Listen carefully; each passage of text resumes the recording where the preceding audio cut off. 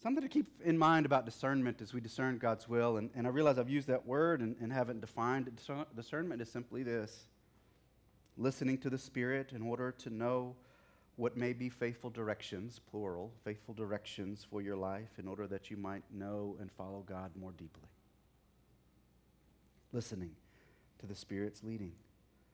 Discernment about decisions in our lives, the big ones and small ones, they actually provide us with an opportunity to know God more intimately. That's the aim of discernment. When we seek God's face, when we seek the mind of Christ in all things, in all decisions of importance and impact, what we get isn't so much a clear decision. What is on the other side of the discernment isn't clarity about choice A or choice B, though that may well come. What is on the other side of discernment is God and God's love for us.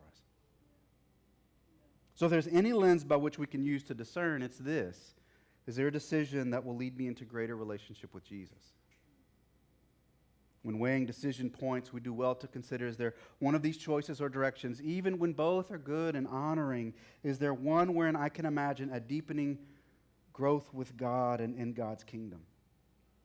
Well, one of these directions leads to a deepened faith and a deepened living out of that faith. When viewed in this way, discernment isn't just a decision point any more than God's will is a singular decision. But rather, discernment is both an act and a life lived. If on the other side of discerning is God and God's love, well, maybe it's God and God's love that can help us on this side of any decision that we're making as well.